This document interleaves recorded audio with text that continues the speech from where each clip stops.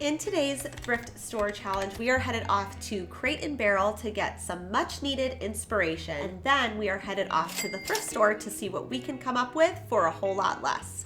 With that being said, let's go ahead and get started.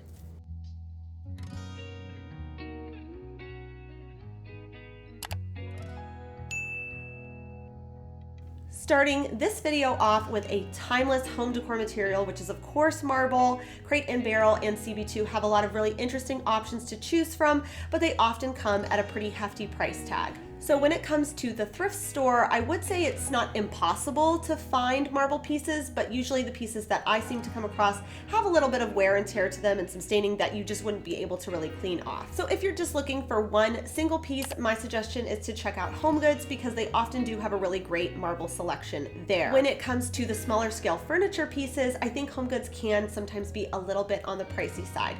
So what I personally like to do is find something from the thrift store that I can flip and then add it to a piece that I either buy at HomeGoods or a piece that I've had previously. So at my local thrift shop, I ended up coming across this really tall fluted metal vase for just $2, and it was 16 inches tall, and I thought this would make the perfect base for like a little plant stand. Taking my self-etching primer because it is a metal and I want to make sure that it prevents some scratching, so I'm just going to apply 2 coats of that self-etching primer. While that's outside drying, I have had this marble cheese tray for a while now, and somewhere along the way I lost one of the pegs there at the bottom. It broke off. So rather than donate it, I'm just going to take off the other 2, so then that way that can be the top of our little plant stand. So for color, this could obviously be whatever you choose, but I personally love the combination of marble and wood. Now, of course, this is metal, so in order to make it look like wood, I first painted a few coats of dark taupe spray paint. Once that was dry, I went over it with a bristle brush and some antiquing wax, just making long strokes until I get this kind of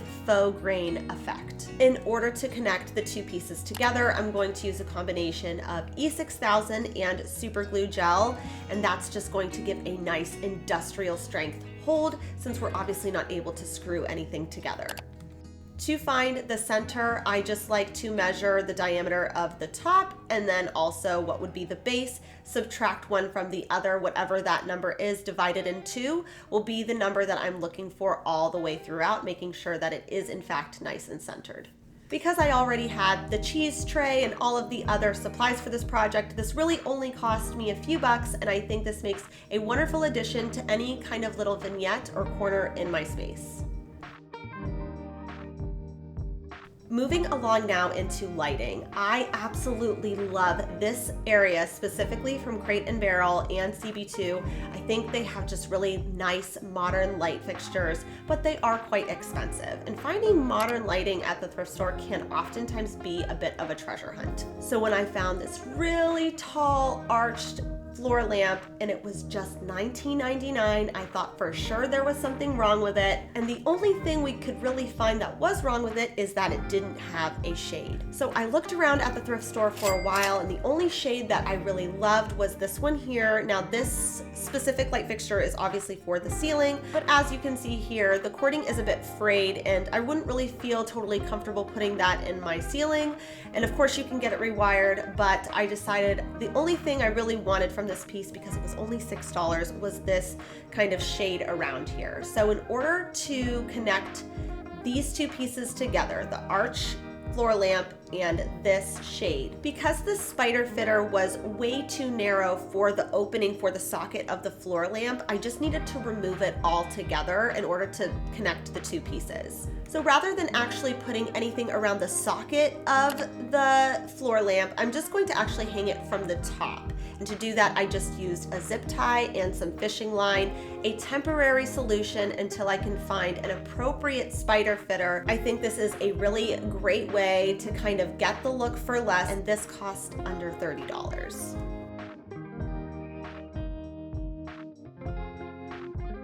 Moving along now into our kitchen items, so many beautiful options at Crate & Barrel. All of the bowls, the baskets, the cutting boards, so beautiful, but a little bit more than I want to spend. So for example, I loved this cutting board here, but it was $150. So when I was at my local antique store, I found got both of these for 12 bucks a piece. While of course the crate and barrel version is much bigger, these are so much more appropriate for the scale of my kitchen, and they made it perfect to style with. I didn't need to DIY anything. Just makes the perfect little rustic addition to my kitchen space.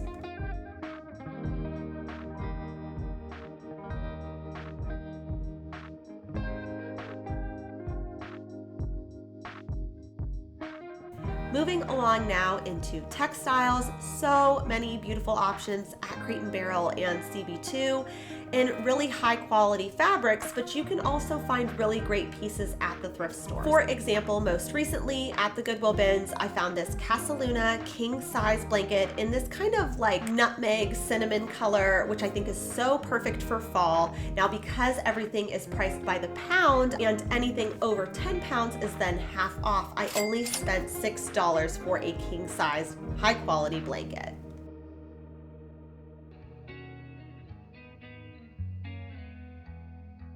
Another really popular textile is Sherpa and boucle, of course, for fall. So when I was at my local thrift shop, the Hartville thrift shop, I came across two of these collapsible ottomans that were of this Sherpa material, and they were in perfect condition. I don't think these were ever used.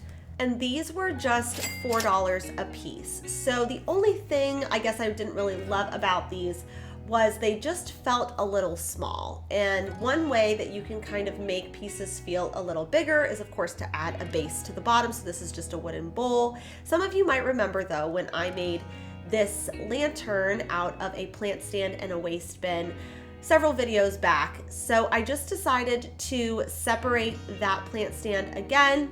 But this time, because the base of the ottoman was just a bit wider, I just removed that connecting piece, and thankfully I had this scrap wood in my garage, and I had barely just enough to kind of create a new base for the ottoman, just to again give it a little bit more height and make it feel a little bit bigger. Taking my measurements and then out to my miter saw, I'm just going to cut down the pieces of wood and connect them kind of in the shape of an X. To connect the wood pieces together, I just did so using some L brackets, and then for the bottoms, I just use a Craig jig. You could also just L bracket the legs to the base as well if you don't have a Craig. The point of doing that is to kind of make pocket holes so you don't see it from the top at least. So after just connecting all of the pieces together, I just needed to, of course, spray paint it all over again. So I just did so using some matte black spray paint, and then all that was left to do was slide our ottoman inside. And this was the end result. So for just about $4, because I had all of the other supplies already, I think that this makes a great addition for the upcoming fall season. A sneaky expense in home decor and just furnishing your space is glassware. So the wine glasses, the drinking glasses, the champagne flutes, it adds up over time. And this is probably an area I would never buy retail, because I find so many beautiful options all the time at the thrift store. But this also includes cake stands and vases. I recently found this vase here for just $5. It reminded me so much of this one from CB2. Just decided to pop some little florals in here. No DIY involved. I think it looks great and budget friendly. Moving along now into storage solutions, I think that this is one area specifically I see often people just going a cheaper plastic route, because storage pieces at high-end stores are really expensive, and if you're really the only one seeing them, you don't want to break the bank doing so. So I always recommend checking your thrift stores to see what's available. Like I found these really beautiful kind of linen canvas baskets, just took the pieces off, gave them a good clean, and they're good as new. Baskets like this at Crate & Barrel can be a small fortune, but because I thrifted them, they were just a few dollars a piece. Moving along now into florals, so many beautiful options at Crate & Barrel, especially if you're not somebody for the fake flowers, going the dried route is a really nice option, but you don't have to buy retail. You can also just check your thrift stores. I find dried florals all the time at the thrift store, sometimes just new in the package. Also, Dollar Tree has been carrying a little bit more dried florals than I've ever seen in years prior, so another place to check if you're not finding them at your thrift store. Some of you might remember when I made a kind of like DIY peg rail situation in the entryway from my garage, and we love that space in our house, but now let's make it a little bit more fall. So I started off with a little thrifted pine cone wreath, and then I found these dried florals for just $1 at my local thrift shop, the Hartville Thrift Shop, tied it with some fishing wire, and then just to give it a little bit of a feminine touch, another thing I always recommend checking your thrift stores for are beautiful ribbon. If you're not seeming to find it on the roll, look at other floral arrangements and just take that piece if that's what you like, especially from the bins, and then just add it to whatever you have at home, which is exactly what I did here. This whole little situation cost just a few dollars, and I think it looks beautiful for the fall season.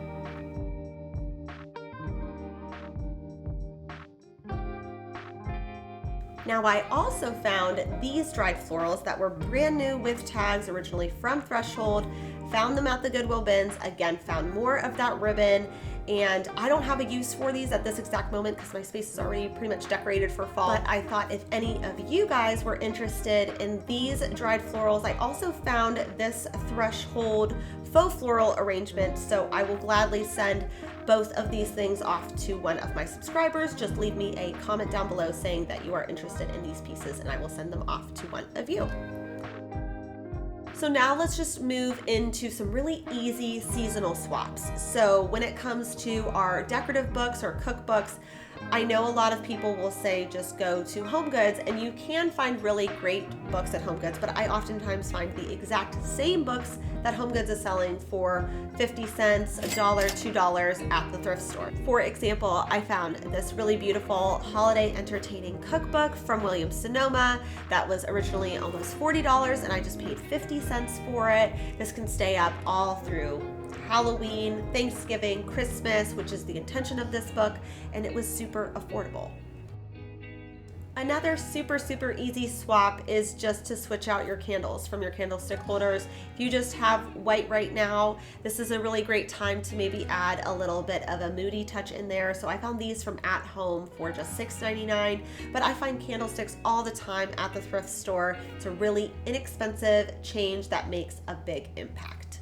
And that really wraps it up for today's video. Thank you guys so much for watching. As some of you can probably tell, I'm a little bit under the weather right now, of course, with back to school, but hopefully we'll be feeling much better next week. If you liked this video, would you do me a huge favor and give it a big thumbs up and tell me down in the comments which project or hack was your favorite, and I will see you guys next Sunday. Bye for now.